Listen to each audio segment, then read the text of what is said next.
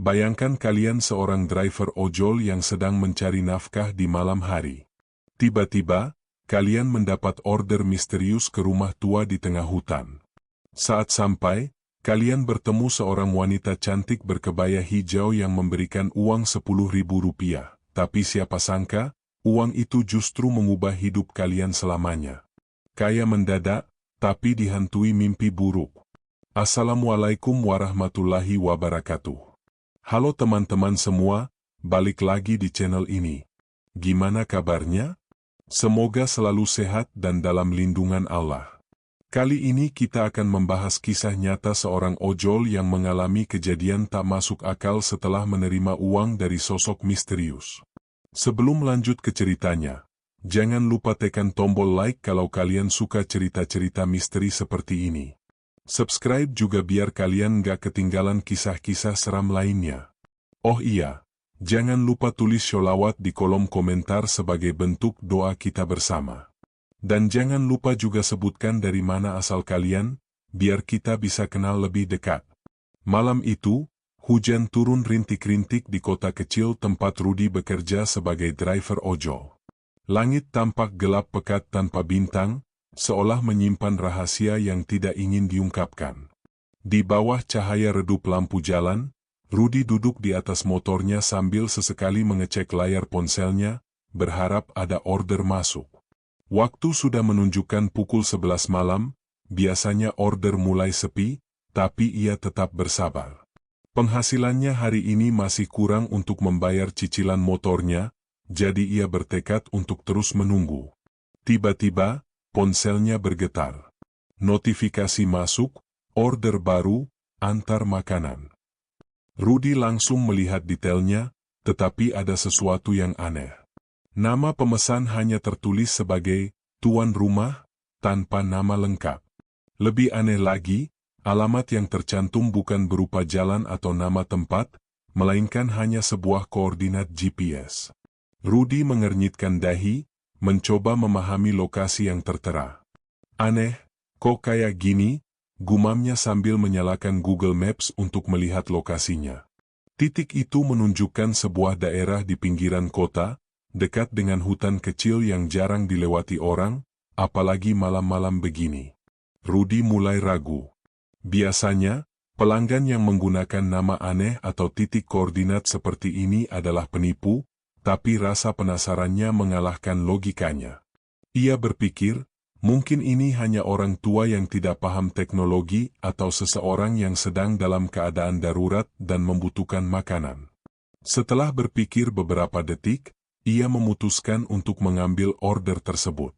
Dengan mantel hujan yang sudah mulai basah, ia menyalakan motornya dan mengikuti petunjuk arah dari Google Maps.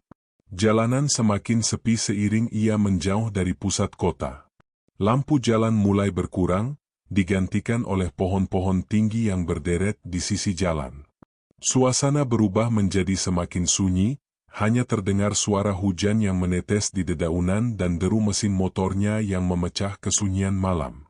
Setelah sekitar 20 menit berkendara, Rudy akhirnya tiba di lokasi yang ditunjukkan di peta. Ia mematikan mesin motornya dan melihat sekeliling. Tidak ada rumah, tidak ada warung, bahkan tidak ada tanda-tanda kehidupan. Yang ada hanyalah jalan setapak kecil yang menuju ke dalam hutan. Ia menelan ludah. Apa benar ini tempatnya? Bisiknya sambil kembali mengecek GPS di ponselnya.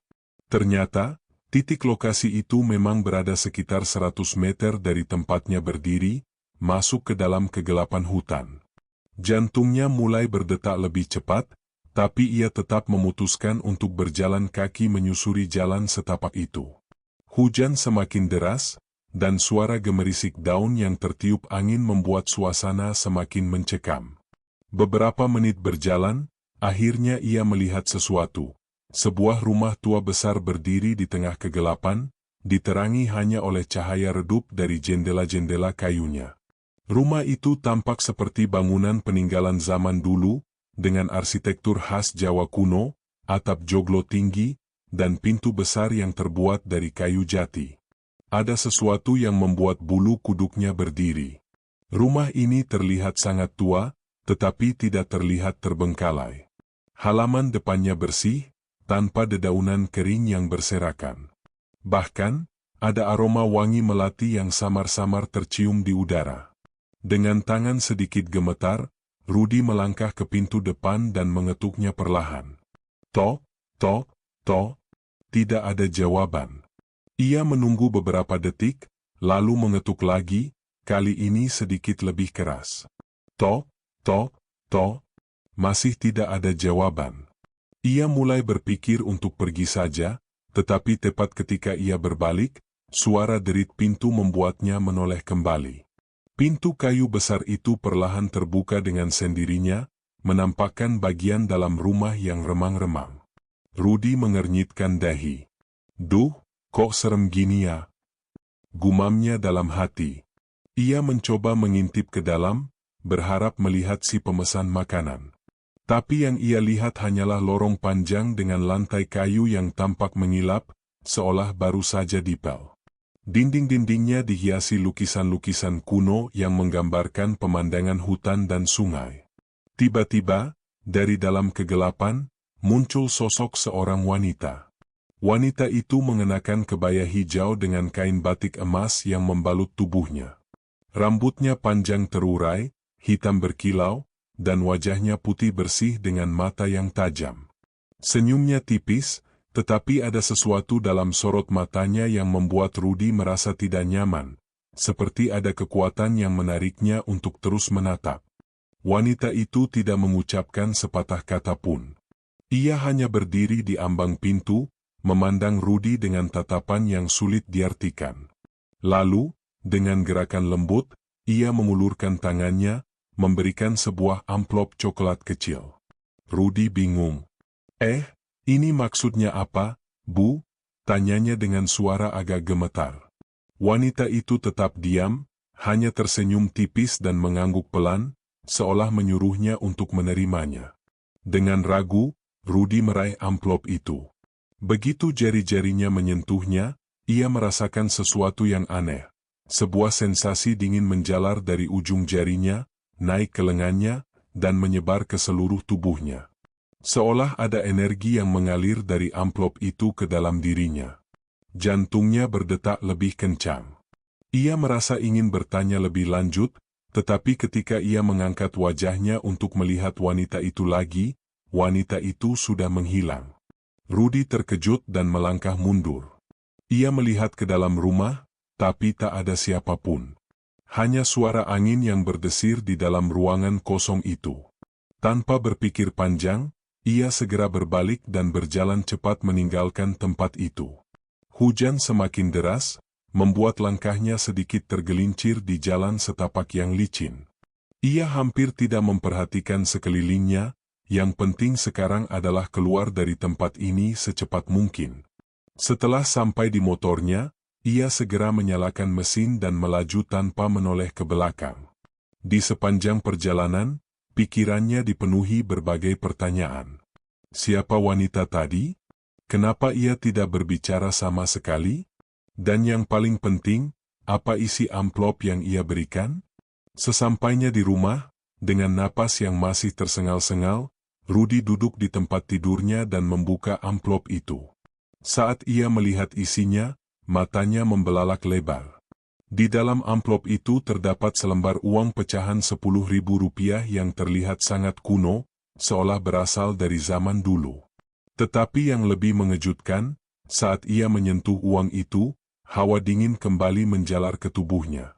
Ia tak tahu, malam ini adalah awal dari serangkaian kejadian mengerikan yang akan mengubah hidupnya selamanya. Setelah pertemuan misterius dengan wanita berkebaya hijau di rumah tua itu, Rudy pulang dengan perasaan tak menentu. Meski hujan sudah mulai reda, hawa dingin yang merayapi tubuhnya sejak menerima uang dari wanita itu masih belum hilang. Setiap kali ia menggenggam uang Rp10.000 itu, sensasi aneh seperti aliran listrik kecil menyengat jari-jarinya. Namun, karena lelah dan mengantuk, Rudy memutuskan untuk tidak terlalu memikirkannya.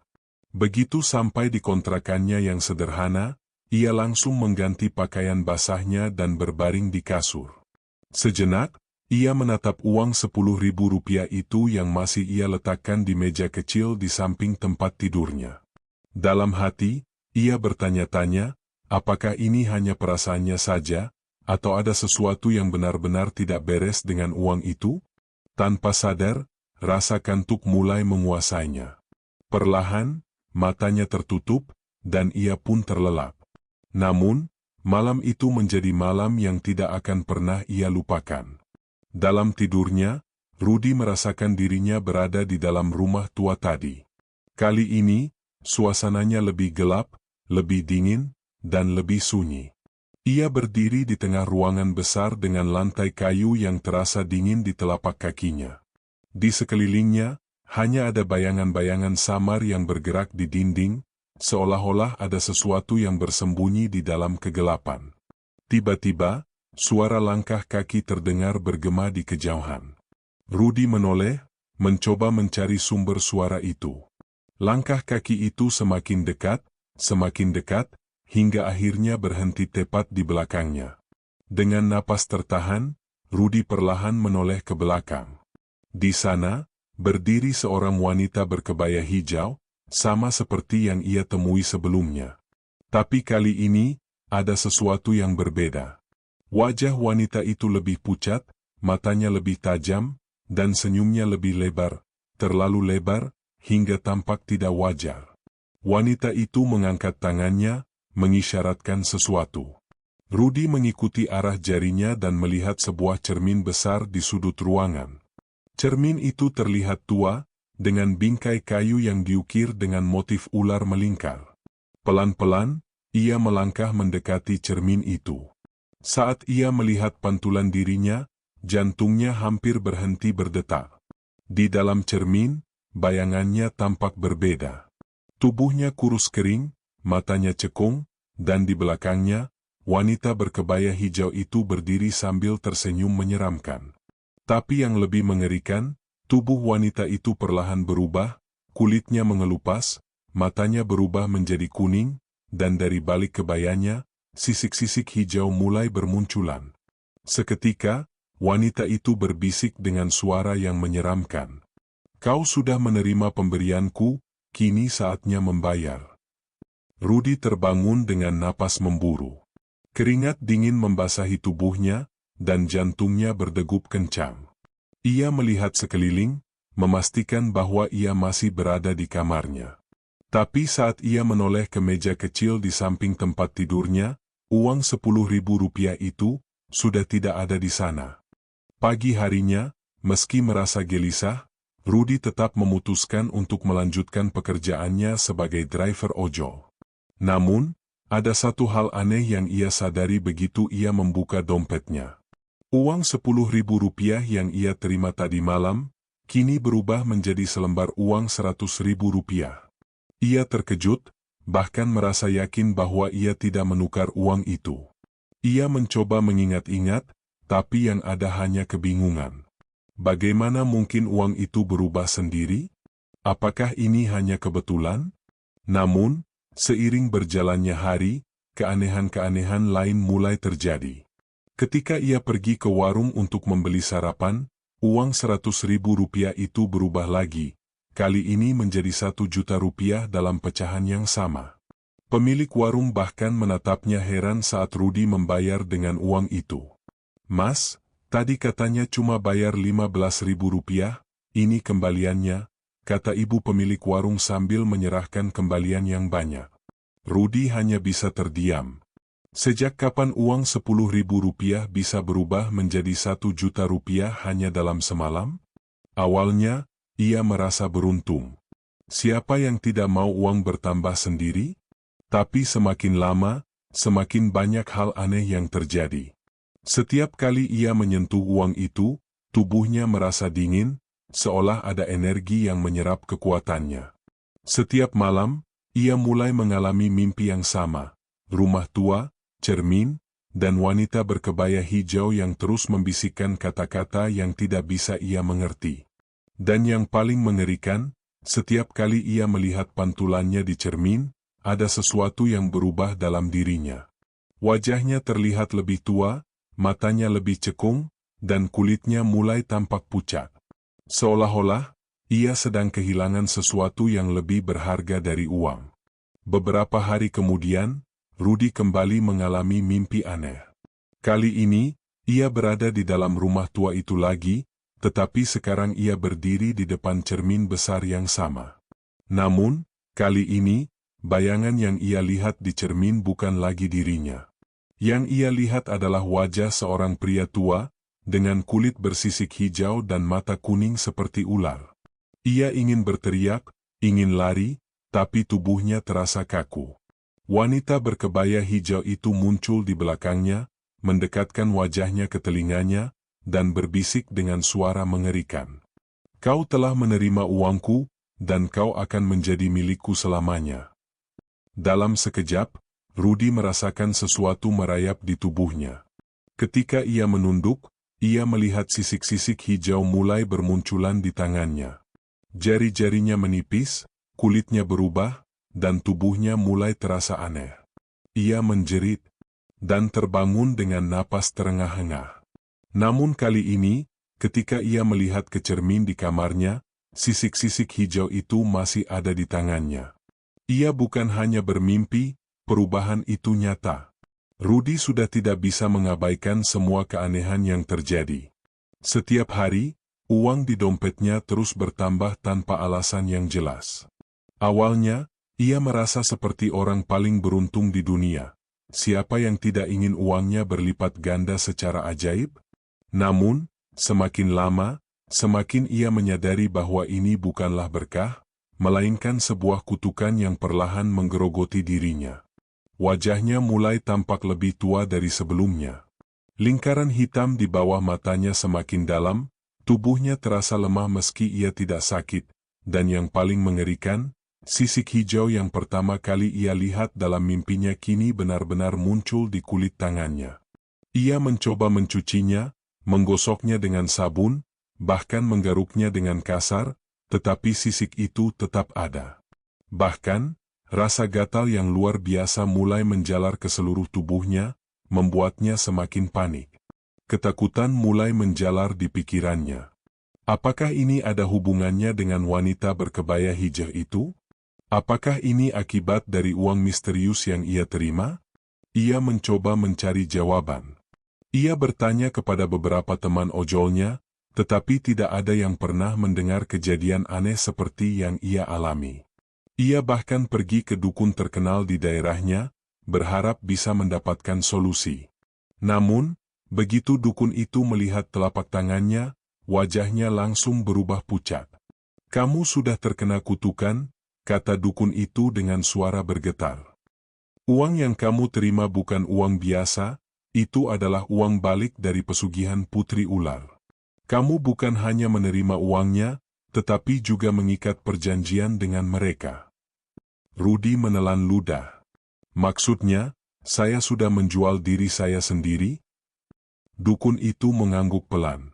"Setiap rupiah yang kau terima bukanlah uang nyata, melainkan bagian dari jiwamu yang ditukar dengan kekayaan. Kau pikir uang itu datang tanpa konsekuensi? Tidak ada yang gratis di dunia ini, apalagi jika berhubungan dengan dunia gaib." Jantung Rudy berdegup kencang. Ia menggelengkan kepala, menolak percaya. "Tapi saya tidak pernah meminta ini. Saya tidak pernah membuat perjanjian apapun." Dukun itu menatapnya dengan serius. "Kamu mungkin tidak mengucapkan janji secara langsung, tetapi dengan menerima pemberian mereka tanpa menolak, itu sudah cukup sebagai tanda persetujuan. Sekarang, waktunya hampir habis. Semakin lama kau menyimpan uang itu, semakin banyak bagian tubuhmu yang akan berubah, hingga akhirnya, kau bukan lagi manusia." Mendengar itu, Rudy merasakan hawa dingin menjalar ke tulang-tulangnya. Ia ingin berteriak, ingin mengembalikan uang itu, ingin melepaskan diri dari kutukan ini. Tetapi bagaimana caranya? "Masih ada cara untuk menghentikannya," lanjut dukun itu. "Tapi kau harus bertindak cepat. Sebelum perubahanmu sempurna, kau harus mengembalikan uang itu kepada pemiliknya." Pergi ke tempat di mana kau pertama kali mendapatkannya dan serahkan kembali. Jika kau terlambat, maka tubuhmu akan berubah sepenuhnya dan kau akan menjadi bagian dari mereka selamanya. Rudy merasa lemas. Ia harus kembali ke rumah tua itu, tempat di mana semuanya dimulai. Malam itu, tanpa membuang waktu, ia mengendarai motornya menuju lokasi yang ditunjukkan oleh GPS malam itu. Hujan turun deras, membuat perjalanan semakin sulit. Jalanan gelap dan sepi, hanya ada suara deru motornya yang terdengar di antara suara hujan yang menghantam dedaunan. Sesampainya di sana, suasana terasa lebih mencekam daripada sebelumnya. Rumah tua itu masih berdiri di tempat yang sama, tetapi kali ini lampunya tidak menyala. Seakan-akan, rumah itu sudah ditinggalkan bertahun-tahun. Dengan napas tertahan, Rudy berjalan menuju pintu depan dan mengetuknya. Tok, tok, tok. Tidak ada jawaban. Ia mengetuk lagi, lebih keras. Tok, tok, tok. Tetap tidak ada yang membuka. Tiba-tiba, angin kencang bertiup, membuat daun-daun kering beterbangan di sekitarnya. Dan saat itulah, ia mendengar suara berbisik di telinganya. Sudah terlambat. Jantungnya hampir berhenti berdetak. Ia menoleh ke belakang, tetapi tidak ada siapapun di sana. Namun, saat ia kembali menghadap pintu, sosok wanita berkebaya hijau itu sudah berdiri tepat di depannya, dengan mata tajam dan senyum mengerikan. "Kak, kamu, tolong ambil kembali uangmu." Rudy berteriak sambil melemparkan uang Rp10.000 itu ke lantai. "Saya tidak menginginkannya lagi. Saya tidak mau jadi bagian dari ini." Wanita itu hanya tersenyum, lalu menggeleng pelan. "Kau sudah mengambilnya, kau sudah menggunakannya, dan sekarang, kau adalah milik kami." Tiba-tiba, tubuh Rudy terasa panas. Ia jatuh berlutut, mencengkeram dadanya yang terasa seperti terbakar dari dalam. Tangannya mulai bergetar hebat. Dan saat ia melihat ke bawah, sisik hijau mulai muncul di seluruh kulitnya. Ia menjerit, meronta-ronta, tetapi semakin keras ia melawan, semakin cepat perubahan itu terjadi. Wanita berkebaya hijau itu berjalan mendekatinya, berlutut di sampingnya, dan membisikkan sesuatu dengan suara lembut. "Tenanglah, sebentar lagi, kau akan menjadi bagian dari kami. Kau akan hidup dalam kekayaan, tapi bukan sebagai manusia." Dan setelah itu, segalanya menjadi gelap. Keesokan harinya, berita tersebar di media lokal tentang seorang driver ojol yang ditemukan tidak sadarkan diri di tengah hutan. Tubuhnya dingin, kulitnya mengeras seperti ular, dan matanya tetap terbuka, seolah melihat sesuatu yang tidak bisa dijelaskan oleh siapapun. Namun, yang lebih aneh lagi, tidak ada satupun uang di sakunya. Seakan-akan, uang itu tidak pernah ada sejak awal. Nah, bagaimana menurut kalian? Apakah ini benar-benar pesugihan uang balik atau hanya kebetulan? Jangan lupa tulis pendapat kalian di kolom komentar. Dan kalau kalian punya pengalaman mistis serupa, ceritakan juga ya. Jangan lupa like, subscribe, dan nyalakan lonceng notifikasi biar nggak ketinggalan kisah seram lainnya. Sampai jumpa di video berikutnya. Wassalamualaikum warahmatullahi wabarakatuh.